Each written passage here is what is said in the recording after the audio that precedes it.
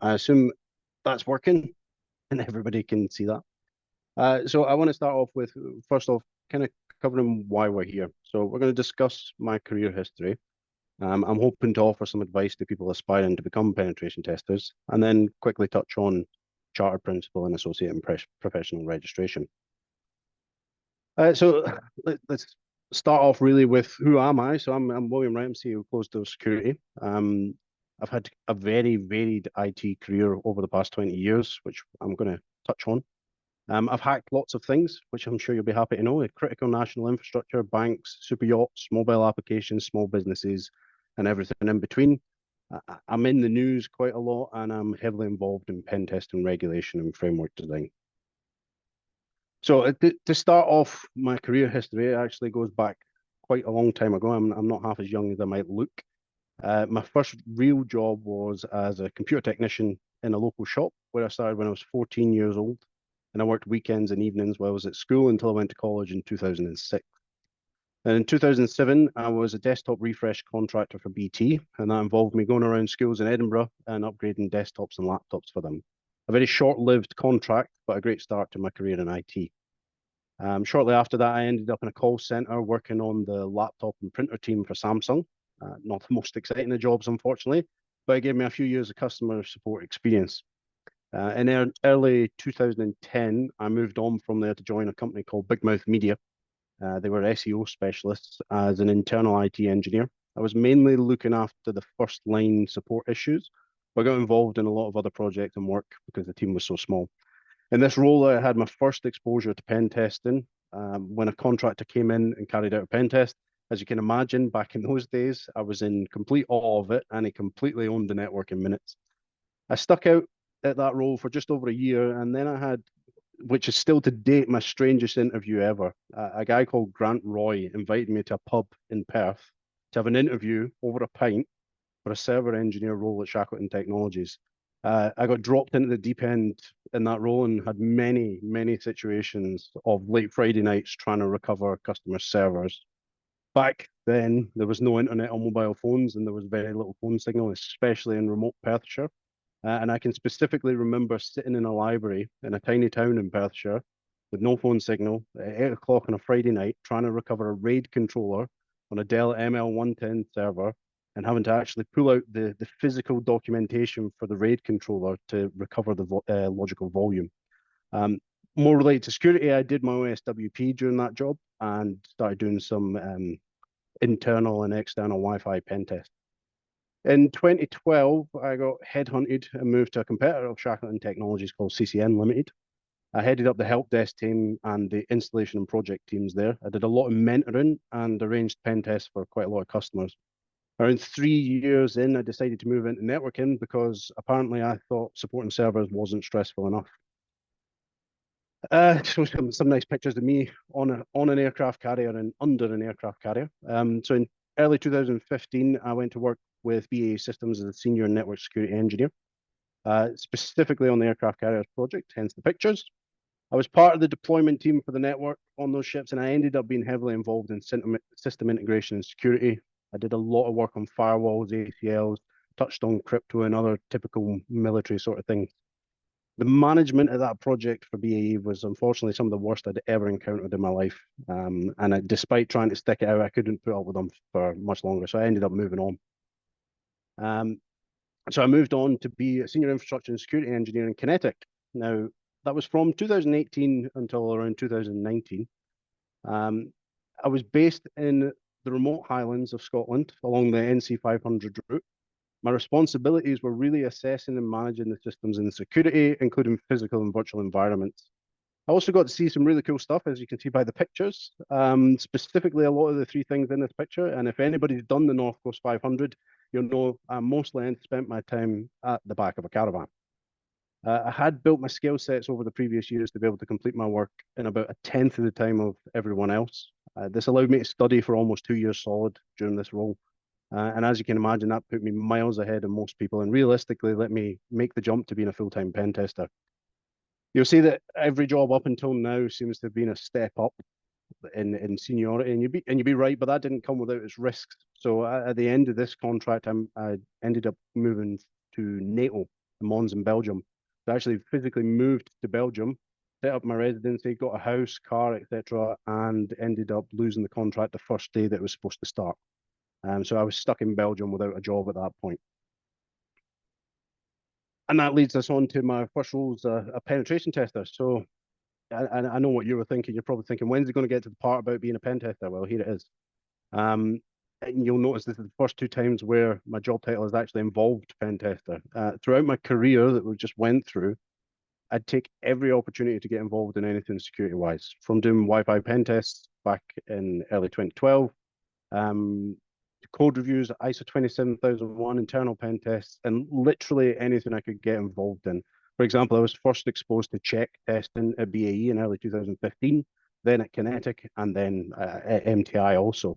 So my first commercial pen testing experience was almost 10 years ago, just not as a full-time role. In 2019 to about 2021, I served as a pen tester at Unipark Group. I did a bit of web app and infrastructure security testing, and my role involved writing reports mostly. Let's be honest, that's what pen testing seems to be. I have to give mention to my old boss, a guy called Simon Phillips. He's more than likely not on here, but he might see this video. He knew when he hired me that I'd never been in a full-time penetration testing role, but he gave me a shot. And I made a promise to him at the start of the role that I'll get you an unauthorized root exploit while I'm here. And literally the last test that I delivered on the last week of that job was exactly that. I took a SAP server from a completely unauthorized to local admin, and kept my word to him. Then from 2021 to 2022, I worked as a principal security consultant for MTI. I was a contractor providing pen testing and security assessments for various clients. I was a workhorse, really, in this role. Back-to-back tests of web apps, imps, and various other things. I would double up sometimes. I'd do as many as I could get and use this as a way to keep the lights on while I started building my business.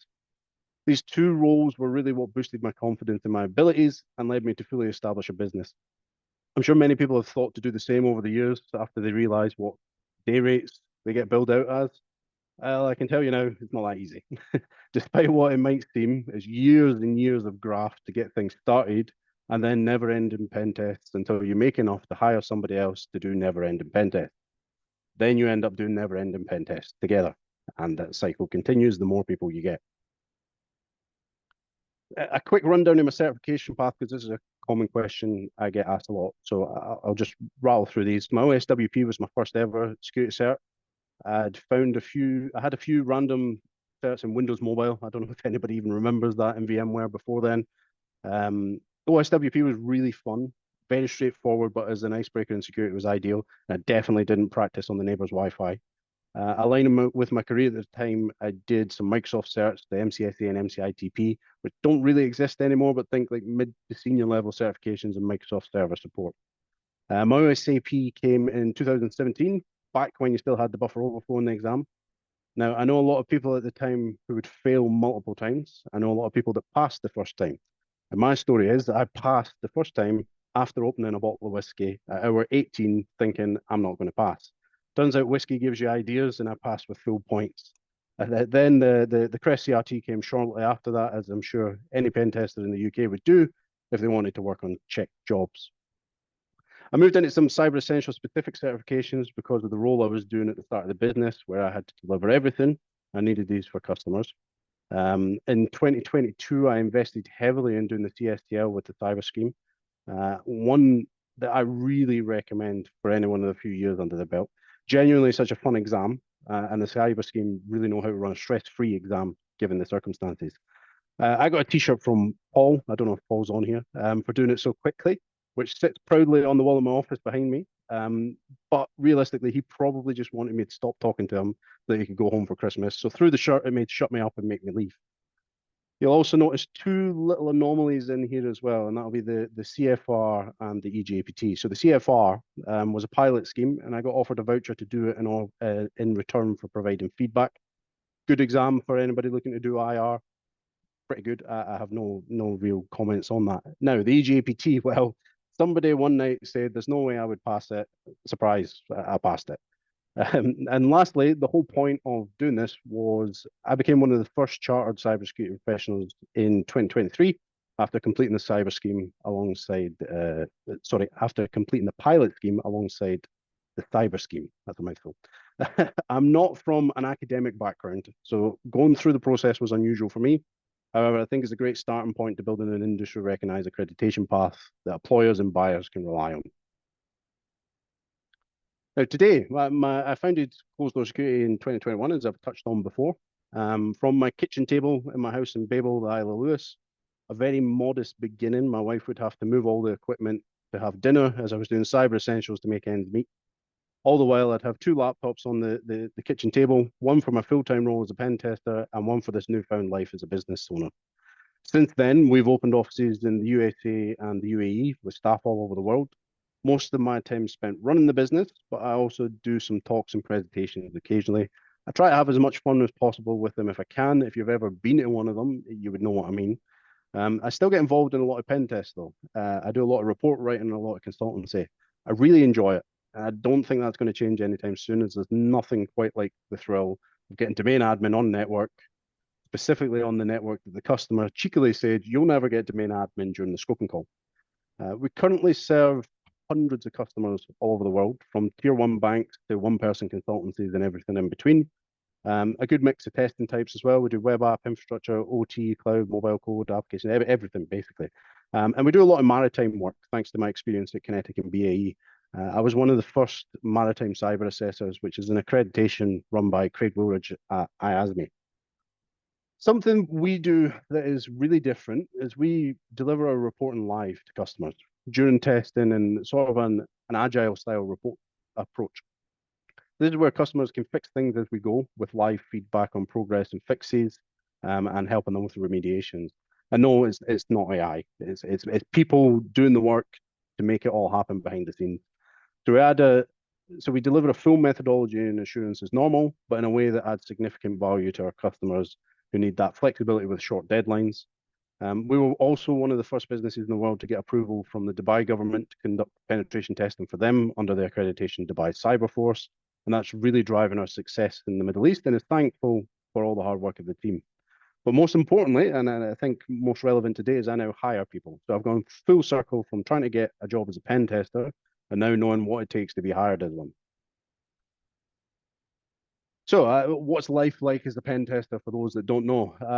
It's not all pew domain admin, unfortunately. A typical day probably looks like this. You log in, you read your emails and check Teams. You do a stand-up call in the morning, look at what the output of the tooling is that you left running overnight, write up what's been found, maybe try to form attack path, maybe run some exploit depending on what you're doing, attend a customer call, maybe provide some chat or email updates on progress, and then suddenly it's 9 o'clock and you haven't moved for 12 hours. Not as glamorous as it's made out to be, but that's pretty average. There are, of course, days where you're testing something really interesting. Those are the ones where you wake up at 5 a.m. because you can't sleep and stay glued to the screen until well after midnight. It's just that exciting. Those are rare, but when they do happen, it's really addictive, like really, really addictive, and you can lose sleep for weeks on end without even noticing it. And lastly, let's not forget report writing. It's a huge part of pen testing. I'll cover it off a bit more in the next slide, but it's super important. And people who are new to testing get caught out quite regularly with how to write professional reports. So if you're thinking about becoming a pen tester, I put together a bit of feedback on my experience of going through from not being one to being one. Oh, sorry. Not being one to being one, and things I've learned along the way. So the choices that I made along the way helped significantly with my progress. I chose to always be available for any work that involved what I wanted to do or was my goal, even if that meant working out of hours, weekends, or for free. Always made my wishes known loudly at any role that I was part of. I chose to also become very good at my base role, which freed up more time for me to learn new skills. I started as a general IT person, and that has helped me leverage massively in security. My understanding of how infrastructure and networking works puts me leaps and bounds ahead of any applicants during interviews. And I did and made a really good tester, hence being able to advance so quickly as well. Make no mistake, though, that an IT background is essential to be a good, well-rounded tester. Now, in terms of roadblocks, I hit every roadblock you can imagine. I was not qualified enough. I was overqualified at the same time. I didn't have enough experience and I had too much experience at the same time. Then there was the endlessly applying for hundreds of jobs per week and getting zero feedback. So I can empathize with people going through that right now. Unfortunately, it is the reality of the world and the reality of the industry. Mentors are massively important. I was not fortunate enough to have one until very recently. I had colleagues who would occasionally help teach me things. I had friends who would give me input on specific matters, but nobody really to guide me. There wasn't really a roadmap for this type of work at the time when I was trying to become a pen tester. So I had to figure it out myself, like a pen tester would. UK Cybersecurity Council have a role model section on their website that details people who are senior in the industry and can provide some feedback or mentorship if you're interested in finding a mentor. Now, there wasn't a sea of information available to me during my up and coming career, but now there is, and it is very overwhelming. How can you know where to look? You just can't. So my advice is literally the point above: get a mentor. There's numerous Discord servers, LinkedIn groups, and various other means to get a mentor. I'd never recommend paying for one, so please be cautious of those who look for any type of payment beyond maybe some beer money or coffee money. Now, opportunity cost is something that I learned a little bit too late and isn't really discussed often. I'm not going to go too deep into the subject, but just because something seems good doesn't mean it is. As an example, you have a limited amount of time in a day, a week, or month. So optimize your time and choose areas that provide the highest return is extremely important. Consider what spending 4 years at university is depriving you of. Can you spend the years in the tens of thousands getting professional certifications in a job instead?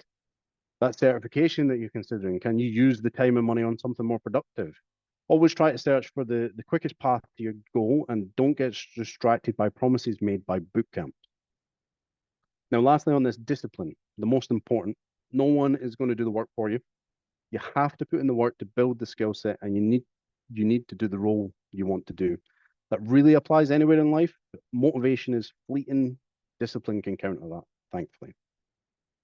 Now, something I feel quite strongly about is the misinformation about how to get hired. I'd like to give you an unfiltered opinion on this for myself. So, probably the most important is human capital. Businesses have to make a return on your employment, otherwise, your job and the business won't last very long. Not all one way, however. The more knowledge of different service lines you have and different skill sets you have, the more valuable you are. The more you can then demand in salary for your time. So there's a mutually beneficial cycle there. If you happen to be good at CTFs, I'm not, by the way, I'm really bad at them. They can be a great way to get seen by employers. I've had multiple friends who over the years have used CTF competitions as routes to land in their dream jobs, and they're still in them. So don't disregard these, but don't forget about opportunity costs as well. Too often I see people stating their hack the box ranking on their CV and nothing else. No other skills, experience, or certifications, or will detail bug bounty awards, or perhaps a course they did at uni and taught them password spray, and then complain that they're not getting a job. Whilst having those skills is really very useful, it only makes a part of the role as a pen tester. How's your report writing? Are you good at communicating? Can you do a presentation in a boardroom? Those are more likely to be deciding factors in hiring decision versus your ability to find a WAF bypass for a really specific cross-site scripting attack. A massive tip here, and something I recommend to anybody that I've mentored over the year, is learn the job. What's arguably one of the most important parts of the job is the report, because that's the product. So write a report, write a proper client-oriented penetration testing report for a hack the box machine or something similar, and submit it as part of your job application. Now, what I don't mean is a CTF style write-up. I mean something with executive summaries, details of each vulnerability, remediation steps, as you won't be under any time pressure as well. You have the ability to make it look incredible, really pretty, and help you to stand out. There's a great public repository of reports on GitHub if you want some examples, and base them off that. I would send these in with your application, and you'll be surprised at how much more you get invited to interviews. Now, obviously, the last one is certifications. Whilst they're not mandatory, they help significantly in getting past HR filters. Not all employers are like me, and most of them will have a non-technical recruiter or HR person sat between them and the candidates. There's no doubt any relevant certification will help you, but it's not the only thing you need. And the days of having an OSCP and getting a guaranteed job are long gone, unfortunately. Now, something that might actually be funny to know is I was initially strongly and very publicly against this as a whole. There was a feedback request through the government, and I provided some pretty scathing remarks regarding it. But thankfully, I can say what's actually been achieved so far is a step in the right direction, in my opinion. And with the continual work of the team at the UK Cybersecurity Council, I think we'll see it get better and more refined as time goes by and become more valuable.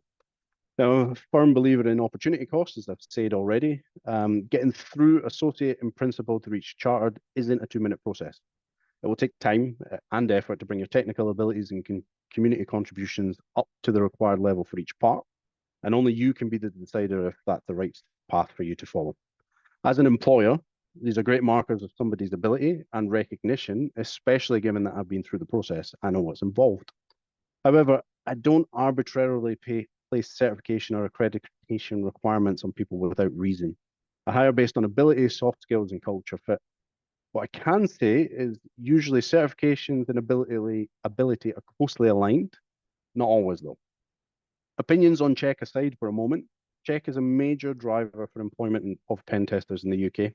And as they've aligned with the UK Cybersecurity Council's chartered and professional registration schemes, there will be a requirement from Czech Greenlight employers at some point that you as an individual hold some level of the status.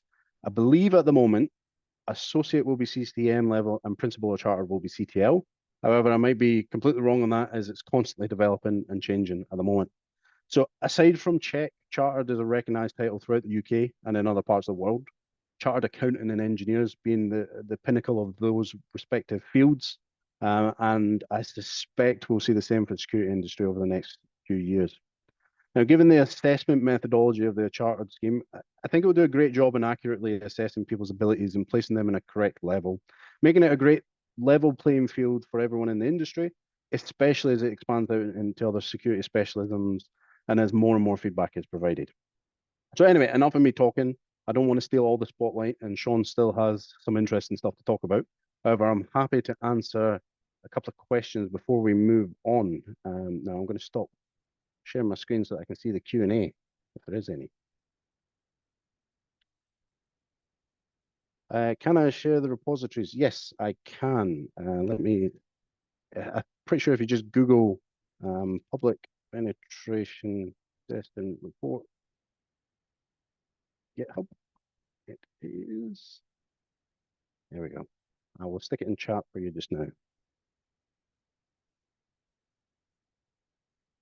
There you go. That is the public repository.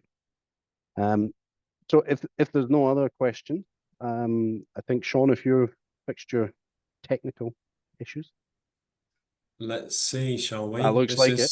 Yes. Can you see me? Can you hear me? Yeah, absolutely. perfect. 2 out of 2. William, just could you reshare that link and just click everybody just because it's come through to sorry. panelists? Yep, sorry, I will. Thanks, me Richard. not being used to Zoom. Thank you. Sorry, there was one other one. Any tips on finding a mentor? Probably Discord servers. I would go off and have a look at any Discord servers that are about. And secondly, the UK Cybersecurity Council have got a section on their website where you can go and contact people there. Okay, I think on to you then, Sean. Great, thanks, William. I'd like to start by saying I joined a little late, but then caught most of William's discussion there. And I myself have spent 10 years working in the consultancy side of cybersecurity, and I would echo some of the things that William said in that to make yourself attractive, you need to practice your skills. Your personal effort will be rewarded as if you can find a mentor, and people don't. This is a difficult industry. You need to be able to show your skills and have a cultural fit. The Czech scheme is very well regarded, and those with certifications that make them eligible, technical certifications that make them eligible for the Czech scheme, more or less have 100% job, that 100% employment, should they wish to. So I'd just like to echo what he said. I mean, the advice that he gave there was absolutely spot on. I've worked with ever such a lot of pen testers, and one of the skills that pen testers often find challenging, the technical skills is the sexy bit. That's what it's all about. But the report writing is what the clients have bought. So the advice to submit job applications, including a report, a pen test report, was a really good idea. Right, so moving on to gaining a professional title. My name's Sean McCormack. I'm the Operations Director at the Cyber Scheme, and the Cyber Scheme is a licensed body of the UK Cybersecurity Council. So we are a licensed body in that we can assess individuals again for their competencies against the Council's SPCC, Standard of Professional Competence and Commitment, which is available on their website. So I will just share my screen. The first thing I would urge people to do, assuming you can see the right screen, I'm on the, can everyone see the council website? Can I just get a thumbs up? Not yet. Not yet. Let's share that then. There you go. That's you. There we go. The first thing I would urge people to do is go to the council's website and go to the standards and registration and download the standard for professional competence and commitment. This is the document against which, this is the standard, and I won't flick around too much. Version 4. It is currently being updated, but version 4 is what's live at the moment. This document contains all the information, all 46 pages of it, on what it means to be have a professional title in the cybersecurity industry in the UK as of now, as managed by the council. The council has split cybersecurity into 16 specialisms. The Cyber Scheme, the company I work for, is a licensed body for one of the specialisms, and we're piloting a second specialism. So security testing, penetration testing is the one that we're talking about today. And in order to apply for a professional title via the Cyber Scheme, obviously you need to go to our website and go to the professional registration area. There is an application form and lots of information. The application form forms part of a process, and the process is a standard process. It's a three-stage process. You apply, send in your documentation. So if you have any technical certification, you can apply, you can upload that. You fill in your application form against all the competencies, the 18 competencies that are in the SPCC. That application form is submitted to us, and we will review it and decide whether the application form is of a suitable quality. We do this initial triage because, as we've just identified, writing reports is something that pen testers, security testers need to do.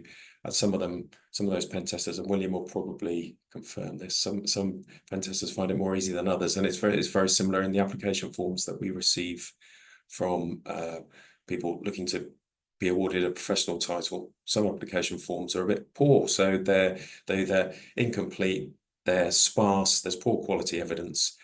The main challenge for pen testers is when they're writing pen testing reports, they need to find vulnerabilities, and they can write in quite a technical manner. When it comes to writing about themselves, because they are looking for a personal professional title, they find it difficult to translate their knowledge and skills into examples of evidence of them applying their knowledge and skills in their work history. So we have an application form, we review it, we send quite a few of them back to be strengthened, and then the applicant is invited in for a professional discussion. The professional discussion in the form of an interview gives the interviewer, the assessor, the chance to delve more deeply into areas that they found interesting on the application form, or areas that they thought they should delve more deeply into because the information was sparse or light. And during the interview, they will be given the chance to provide further evidence against the evidence of their application, or against the competencies that are in the SPCC. The assessor then makes a decision. That's in 2.2, they make a recommendation to approve the title award an alternative title or to decline the title. Put this on presentation, screen. And then as a belt and braces, the assessor then has to go into a final assessment panel where they sit with other assessors and they justify their decision to make the award recommendation that they did. And William went through this process himself. So he would have been assessed and interviewed, and then the interview, which was recorded so that we've got the data and the backup, would then have been reviewed by the assessor and in front of an assessment panel, and a final decision's made. And then ultimately William was successful and awarded a professional title, and his name goes onto the register, the council's register. The process that you can see in front of you is the standard process.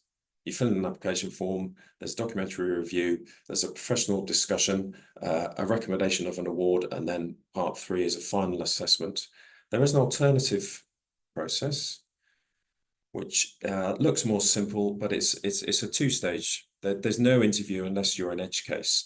What this means is that people that choose this route, they choose to use the application form and the attester, or the referee that's on the application form, to attest that all the information on the application, all the evidence that they've provided is correct, and the application is reviewed, and the award, the recommendation of the award, is made purely on the application form. Does that mean it's easier? No, both routes should be exactly the same level of difficulty, and we would expect application forms for people that choose this route to be very complete and provide very full and well-structured evidence, because obviously the assessor won't get to meet you. The assessor will base their decision based purely on the written word, and so it's the job of the applicant to make sure that the written word gives the assessor a chance, makes the assessor's job easy. It's your job as an applicant to make the assessor's job easy to award you a professional title. The next slide is very wordy. This is about how one, and I can share all these slides, and this information actually is all on our website. We very much recommend that individuals think about using the STAR methodology when presenting evidence: STAR, situation, task, action, and result. So the idea is that you provide, as an applicant, examples of your work rather than an example of your company methodology. It's how you've applied that methodology and the complications, the complexities, the decisions you had to make in the situation that you're describing. You may choose to use more than one example to describe your evidence against the competencies. And then should you choose to the interview route, that gives the assessor plenty of information, plenty of examples to start a good professional conversation. And if you're going down the attestation only route, then your evidence needs to be well structured and very clear so that the assessor has a good chance of making a clear decision about whether to award you a title.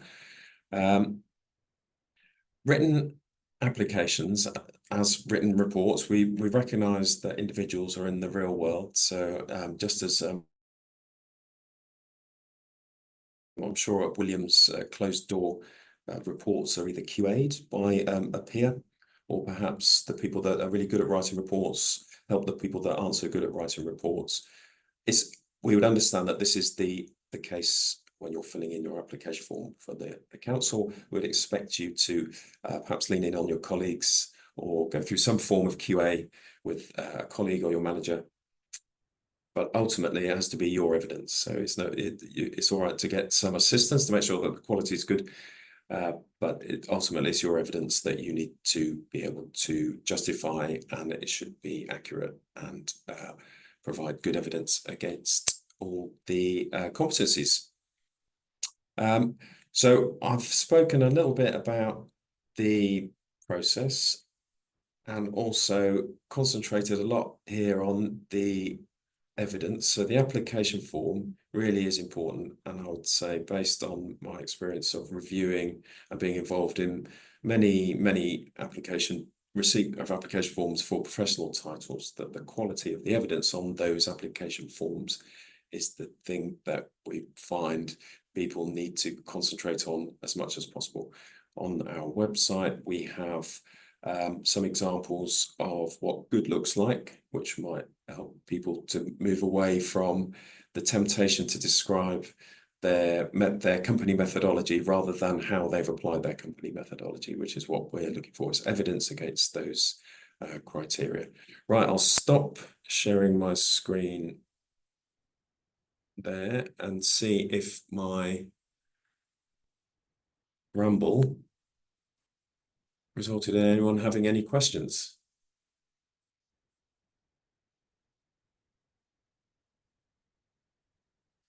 Can't see any, so I'll hand back to Emma. Hello. We do have two questions. They've just come through the Q&A section.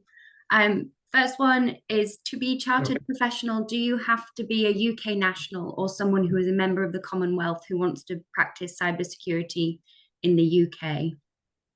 The answer is no, you don't. That's a very, very good question. So the answer is no. But at this point in time, for security testing, for pen testing, one of the qualifying attributes is a technical certification.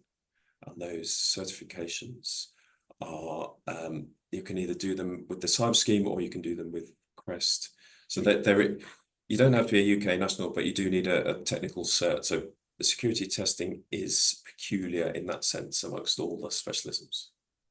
But no, the aim is to make this an international thing. So that's a very good question. Thank you. And then, is this also applicable for red teamers or only pen testers? At this point in time, the only qualifying technical certifications that are recognized by the council that can be attributed to the security testing professional titles are pen testing certifications. However, you ask this question at a very opportune time because the Cyber Scheme are working with the council to have another technical certificate, which is a Red Team Manager certificate recognised at a professional level. So as of this moment in time, you need a pen testing certificate, which will be, they're the certs that are associated with the check scheme at this moment in time. In the future, other certifications will be recognised as well. At this point in time, you need one of the team leader or team member certs, but in the future, red teaming will be included, plus other equivalent certs will be recognised by the council. That is not in the short term, that will be medium to long term. Lovely, thank you. Oh, another one's just come through. Related to the question on nationality, are there roles/posts that are strictly restricted to only to UK-born individuals and not just the UK nationalised ones? For example, some roles with the GCHQ. Yeah, so that's about, William, correct me if I go, off, if I'm wrong here, but roles in the UK are often related to your ability to get security clearance, and there are different levels of security clearance, but in order to get security clearance, it's very, very likely that you need to be a UK national, and in fact, a UK national that has not lived abroad for too long or too recently. Yeah, so it can be different depending on the role. There's obviously various levels of security clearance and various levels of job role that involve it. Some of them, as you said, are specifically only for UK nationals who have been in the UK, I think, for the 5 years, I think it is consecutively.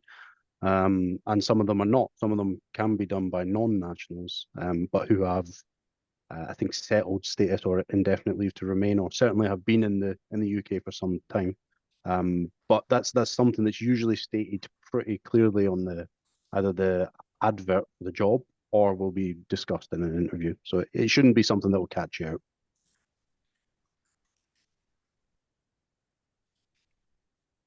Thank you. Oh, and then off the back of that, so even naturalised UK citizens can still get a SC, DV, etc. So it's not really for us to decide, unfortunately. That's up to the Home Office. They decide who gets it. There's specific rules, depending on what you're looking at and what you're doing, will decide whether or not you get the clearance to do that.